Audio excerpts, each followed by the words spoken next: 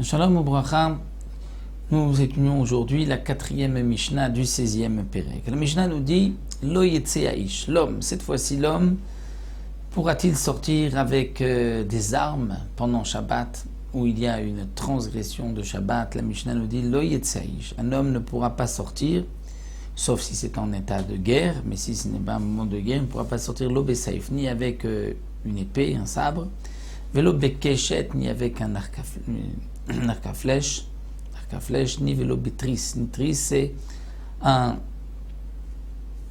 bouclier qui est en forme triangulaire. Ça, c'est un tris. Vélo béala. Ala, d'après le Barthénora, c'est un bouclier qui est rond. Vélo béromach, il ne pourra pas sortir avec une lance. Ve'im yatsa, et si l'homme est sorti avec chayav khatat, parce que il porte pendant Shabbat. Rablezer Omer n'est pas d'accord. Rablezer dit Tarchitin et le non, c'est un bijou. C'est-à-dire que l'homme qui sort avec une épée, ça peut être un bijou pour cet homme-là. Et donc si c'est un bijou, il n'y a pas de transgression. C'est comme, nous l'avons vu, comme des malbouches, comme un habit. Et on peut sortir avec Shabbat. Mais les Chachamim ne sont pas d'accord. Chachamim m'ont dit, au contraire, disent les Chachamim. Les armes, ce n'est pas à l'honneur de l'homme, ça ne le valorise pas, puisque nous avons un passou qui nous dit que, étant futur, il n'y aura plus d'armes.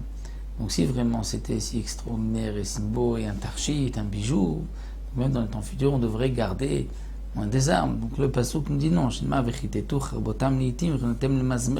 que dans le temps futur, les épées, les lances seront donc brisées. Et loïsa goy el goy cherev loï medwot milchama, c'est-à-dire un peuple ne lèvera pas sur un autre peuple une épée et ils n'apprendront plus, ils n'auront plus la guerre.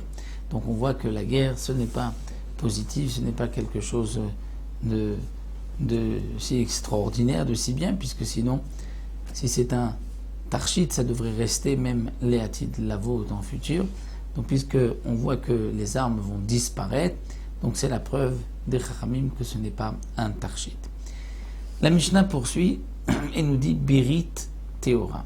Birit, là on revient à la femme. Birit, c'était comme un bracelet que les femmes posaient sur au niveau du genou pour retenir, un peu comme des hautes chaussettes, des bas qu'elles avaient.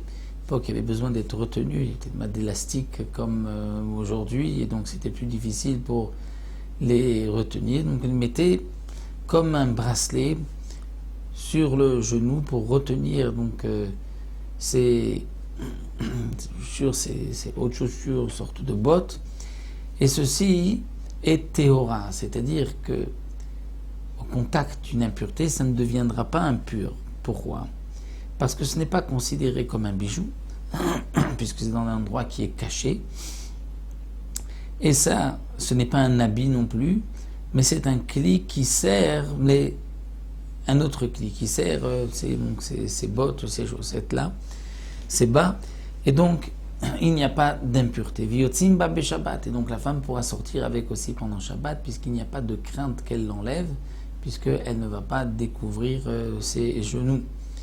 Kevalim tmei. Mais Kevalim, là c'est impur. C'est quoi Kevalim? Le Barthénora explique qu'il y avait une famille à Yerushalayim où les jeunes filles faisaient de grands pas et donc elles perdaient avec le temps les Betoulim. C'est-à-dire elles n'avaient plus n'étaient plus vierges à cause donc de ces grands pas qui faisaient tomber les Betoulim. Et pour cela, elles attachaient donc d'un anneau à l'autre, donc de cette birite à l'autre qui était sur les genoux, elles attachaient une chaîne en or afin de les retenir, qu'elles ne puissent pas faire de grands pas. Et donc, ça c'est un tashmi, c'est-à-dire ça sert à l'homme pour ne pas qu'elle puisse faire de grands pas et perdre ses betoulim. Et donc c'est pour cela que tmeim c'est impur. Ça peut devenir au contact d'une impureté impure. Elle ne sortira pas avec Shabbat. Pourquoi? Parce qu'elle risque d'enlever la chaîne pour la montrer. Puisque là même si on enlève la chaîne, elle ne va pas découvrir ses genoux. Donc elle risque de montrer la chaîne et ensuite de marcher avec dans le domaine public et donc de transgresser Shabbat. Donc là, la Mishnah nous a dit que pour Birit et Kevalim, il y a une différence. Birit, lorsque il n'y a pas de crainte qu'elle l'enlève, puisqu'elle ne va pas découvrir ses genoux, là c'est donc permis de sortir avec pendant Shabbat. S'il y a une telle crainte, c'est interdit, comme le cas de cette chaîne, donc Kevalim, que nous avons vu. On s'arrête là à la fin de cette 4e Mishnah.